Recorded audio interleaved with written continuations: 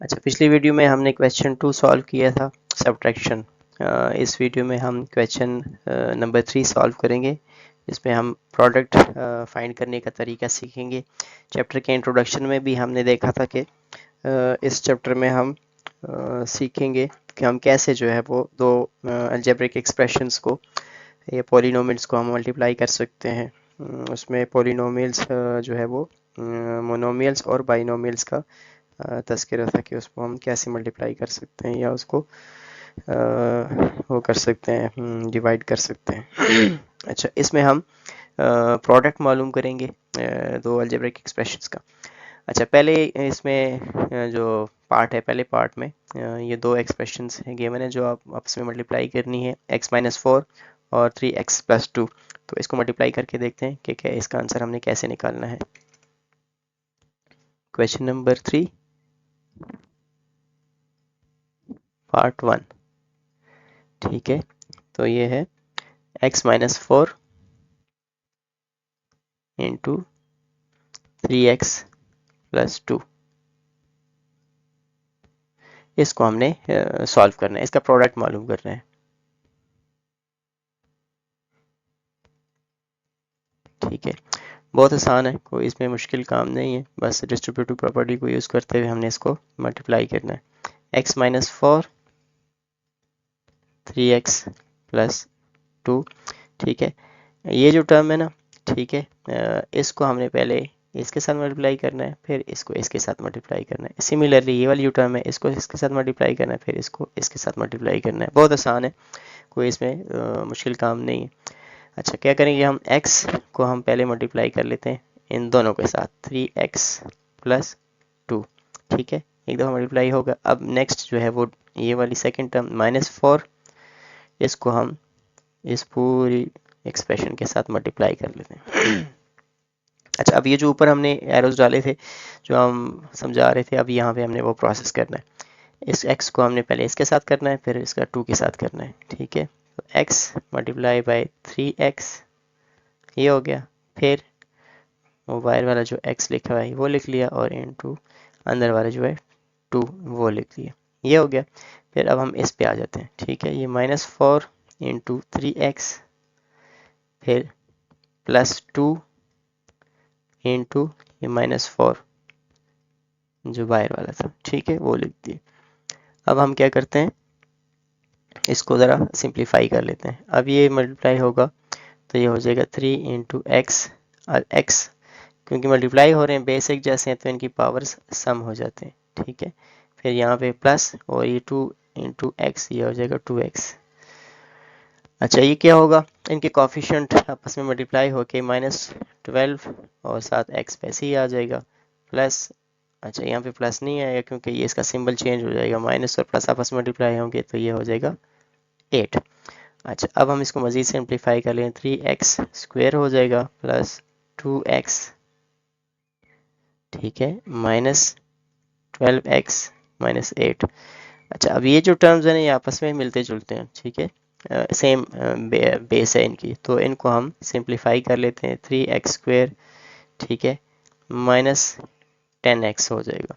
इसकी वैल्यू कम है, इसकी वैल्यू ज़्यादा है, तो -12 से +2 निकल जाएंगे, तो आपके पास माइनस की जो है ना वो 10 वैल्यू रह जाएगी, -10x और -8।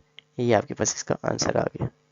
तो ये आपका पार्ट 1 सॉल्व हो गया। अब हम इसके पार्ट 2 की तरफ जाते हैं। क्वेश्चन नंबर 3 पार्ट 2, ये देखते हैं कि इसमें क्या है। अच्छा, अब हमने इसमें मल्टीप्लाई करना है, एक 3 टर्म्स की एक्सप्रेशन है, इसको हमने मल्टीप्लाई करना है 2 टर्म्स की एक्सप्रेशन के साथ, b² + 6b - 7 इंटू 7b - 4। ये भी बहुत आसान है, उसमें 2 टर्म्स थे।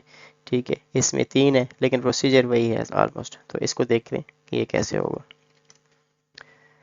अच्छा, क्या है, b² प्लस 6b - 7, ये है।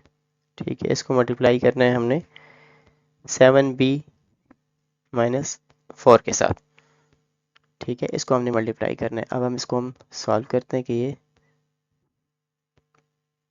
कैसे हम इसका प्रोडक्ट निकालेंगे। अच्छा, अब B square plus 6b minus 7, इनकी जितने भी टर्म्स हैं ना, इनको हम इस ये जो सेकंड एक्सप्रेशन है इसके हर एक टर्म के साथ हम मल्टीप्लाई करेंगे। तो पहले हम इसके टर्म्स को लिख देते हैं बी स्क्वेयर, और फिर इसको हम लिख लेते हैं 7b माइनस 4, ये लिख दिया। फिर 6b सेकेंड टर्म इसकी हो गई b, और फिर इस पूरी एक्सप्रेशन को लिख दें, ठीक है, क्योंकि ये पूरी एक्सप्रेशन के साथ मल्टीप्लाई होना है। फिर -7, और फिर ये पूरी एक्सप्रेशन सेकंड जो है 7b माइनस 4, ये लिख दी। अब क्या करेंगे, अब इस जो बाहर वाली टर्म है इसको हमने इसके साथ भी मल्टीप्लाई करना है और इसको इसके साथ भी मल्टीप्लाई करना है। इसी तरह बाकियों के साथ भी यही काम करना है, इसके साथ भी करना है और इसके साथ भी करना है, तो इसके साथ भी करना है और इसको इसके साथ भी मल्टीप्लाई करना है। तो अब ये प्रोसेस करके देखते हैं। बी स्क्वेयर, ठीक है, इंटू 7b, ठीक है, माइनस ये वाली 4 आ गया, और इसके साथ भी बी स्क्वेयर बाहर वाली जो है वो मल्टीप्लाई हो जाएगी टर्म। फिर प्लस 6b, ठीक है, मल्टीप्लाई बाय 7b हो जाएगा, ये वाली टर्म अंदर वाली, ठीक है। फिर -4, ठीक है, इंटू ये बाहर वाली जो 6b है वो मल्टीप्लाई हो जाएगी, ठीक है, ये आपकी कंप्लीट होगी। अब इस टर्म पे इस वाली पे आ जाते हैं, -7, ठीक है, इंटू 7b, ये लिख दिया, ठीक है। अब नेक्स्ट जो है -4 इंटू -7, जो बाहर वाली वो टर्म है वो इसके साथ मल्टीप्लाई हो जाएगी। अब हम क्या करेंगे, इनको आपस में मल्टीप्लाई करेंगे, तो हमारे पास क्या आएगा, 7b, ठीक है, इंटू बी स्क्वेयर, इसको ऐसे भी लिख सकते हैं, ठीक है, ये आप डायरेक्टली भी लिख सकते हैं, ये आपस में मल्टीप्लाई हो रहे हैं, ठीक है। तो जब आप मल्टीप्लाई होंगे तो नेक्स्ट उसमें आप इसको ऐड करेंगे।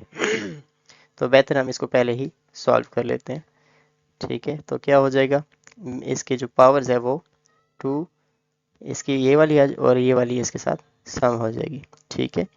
इस तरह -4b स्क्वेयर ये वैसे ही उतार लेंगे, ठीक है। फिर 6b, ये आपस में मल्टीप्लाई होंगे, 6b और 7b, तो 6 और 7 इसका कॉफिशेंट जो है ये मल्टीप्लाई होके क्या हो जाएगा 42, और b आपस में मल्टीप्लाई होंगे तो क्या होगा,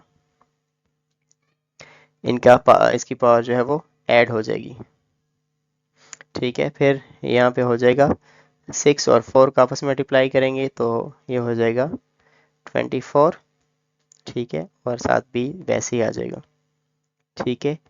अच्छा, अब नेक्स्ट इनको हमने मल्टीप्लाई करना है, -7 और -7 आपस में मल्टीप्लाई होकर -49 आ जाएगा, और साथ भी लिखा आ जाएगा ऐसे ही, ठीक है। और -4 -7 इसको मल्टीप्लाई करेंगे तो आ जाएगा +28। अच्छा, अब हम इसको मज़ीद सिंप्लीफाई करते हैं, 7b³ हो जाएगा ये प्लस होने के बाद, ठीक है, -4b स्क्वेयर, ठीक है, और प्लस ये हो जाएगा 42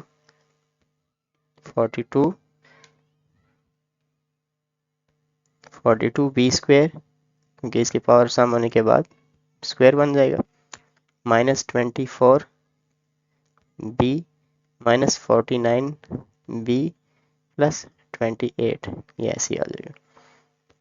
अच्छा, अब हम इसको उतारते हैं नीचे, 7b³, ठीक है। अच्छा, अब ये देखें, ये जो स्क्वायर वाली टर्म्स है ना, इनको हम सॉल्व कर लेते हैं। -4b +42b, ये कैसे सॉल्व हो गए, 42, ठीक है, -4 करेंगे तो आपके पास ये हो जाएगा 38, ठीक है।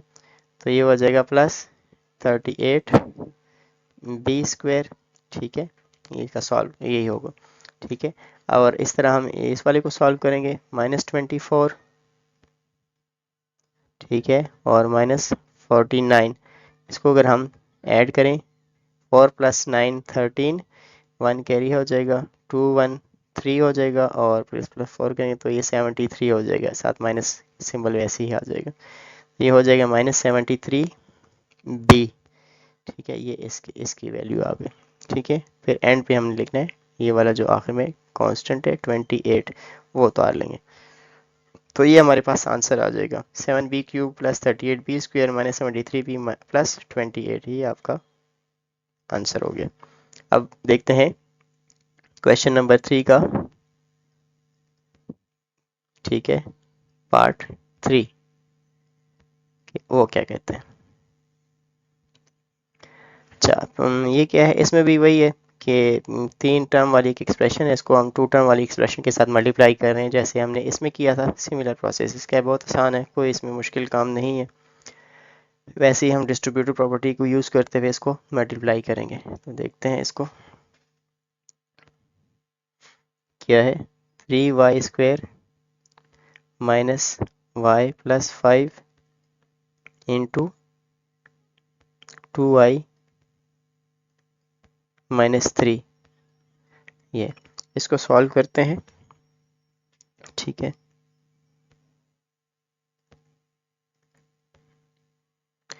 अच्छा, 3y लिख देते हैं ऐसे ही, 3y² माइनस y प्लस 5, ठीक है। और इसको हम उतार लेते हैं दफ़ा। अच्छा, अब इसके जो पहली एक्सप्रेशन है, इनके जितने भी टर्म्स हैं उन सबको हमने बारी बारी इसके साथ मल्टीप्लाई करना है। पहले हम 3y² इसको मल्टीप्लाई करते हैं इस एक्सप्रेशन के साथ, 2y माइनस 3 इसके साथ। फिर जो सेकेंड टर्म है इसकी पहली एक्सप्रेशन की, माइनस 5 को इसके साथ मल्टीप्लाई कर लेते हैं पूरी एक्सप्रेशन के साथ। फिर प्लस 5 इसको हम इसके साथ मल्टीप्लाई कर लेते हैं, 2y माइनस 3, ठीक है। अच्छा, अब अगेन डिस्ट्रीब्यूटिव प्रॉपर्टी को यूज़ करते हैं हमने क्या करना है कि इसको इसके साथ मल्टीप्लाई करना है एक दफ़ा, और फिर एक दफ़ा इसके साथ करना है, ठीक है। सेम हमने इसके साथ भी करना है, y को इसके साथ मल्टीप्लाई करना है एक बार, और एक बार इसके साथ करना है, इसके साथ भी ऐसे ही करना है, ठीक है। तो ये सेम प्रोसेस है, ठीक है, जो बार बार रिपीट हो रहा है। तो ये हो जाएगा, ये 3y² 2y² आपस में मल्टीप्लाई हो जाएंगे, 3y², ठीक है, इंटू 2y, ये ऐसे हो जाएगा। फिर ये 3y और ये आपस में -3 आपस में मल्टीप्लाई हो जाए, -3 इंटू ये 3y², ये लिख लिया।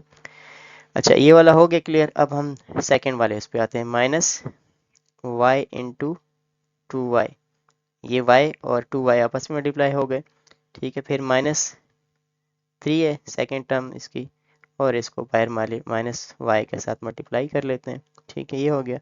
फिर ये बाहर वाला, ये जो है ना, इसके ऊपर आ जाते हैं, इस वाले के, ये हो जाएगा +5, ठीक है, इंटू 2y, ये आपस में मल्टीप्लाई हो जाएंगे। फिर -3 है अंदर वाली टर्म, और बाहर वाली टर्म के साथ इसको मल्टीप्लाई कर लेते हैं, ऐसे लिख लेते हैं। अब हम इसको सिंप्लीफाई कर लेते हैं। क्या करेंगे, 3 और 2 आपस में मल्टीप्लाई होंगे, ठीक है, और multiply y² multiply by y, ऐसे। ये बहुत जो है ना डीप, मैं जाके आपको समझाने की कोशिश कर रहा हूँ, इस स्टेप की आपको ज़रूरत नहीं है तो आप इसको स्किप भी कर सकते हैं, ठीक है। माइनस, ठीक है, 3 मल्टीप्लाई बाई 3 y², ठीक है, ये ऐसे हो जाएगा। और ये हो जाएगा -2 मल्टीप्लाई बाई, ठीक है, y, और ये y ऐसे कर, ठीक है, ये हो गया। और ये हो जाएगा, ये माइनस और माइनस आपस में प्लस में कन्वर्ट हो जाएगा, 3y ऐसे ही आ जाएगा, +5 इंटू 2, ये हो जाएगा 10y, ठीक है, और ये हो जाएगा -15, ये, ठीक है। अब ये देखें, ये आपस में मल्टीप्लाई होने के बाद हो जाएगा 6, ठीक है। ये जो y² और y हैं, इनकी पावर्स ऐड हो जाती हैं, ये आपस में मल्टीप्लाई हो रहे हैं ना, बेसिस एक जैसी हैं, तो इनकी पावर्स ऐड होके 3 हो जाएंगी, 2 + 1 3 हो जाएगी, ठीक है, माइनस, ठीक है, ये 3 हो जाएगा 9, ठीक है, और y², ठीक है, y² ऐसे आ जाएगा। फिर माइनस, ठीक है, और ये 2, y और y आपस में मल्टीप्लाई होने के बाद इनकी पावर ऐड होके स्क्वायर हो जाएंगे, ठीक है। इसी तरह +3y और 10y, अच्छा, इनको ऐसे ही उतार देते हैं, 3y + 10y -15। अब हम इस स्टेप में इसको सिंप्लीफाई कर लेते हैं, ये हो जाएगा 6y³, ठीक है। अब ये -9y² है, और ये है -2y², तो ये एक जैसी टर्म्स हैं, तो इनके कोफिशिएंट आपस में ऐड हो जाएंगे, तो -11y² हो जाएगा। ठीक है। इसी तरह ये वाले जो हैं माइनस +3y और 10y वाला, y वाला, ठीक है, ये आपस में ऐड हो जाएंगे, तो ये हो जाएगा +13y, ठीक है। और एंड पे आपका कांस्टेंट रह जाएगा, वो आ जाएगा -15। तो ये आपके पास आंसर आ गया। तो ये आपके तीनों पार्ट्स जो है वो सॉल्व हो गए, ठीक है। आपका क्वेश्चन 3 पार्ट 1 पार्ट 2 पार्ट 3 सारे सॉल्व हो गए। अब नेक्स्ट क्वेश्चन में हम देखते हैं कि क्वेश्चन 4 में हमने क्या सॉल्व करना है, अगली वीडियो में देखेंगे।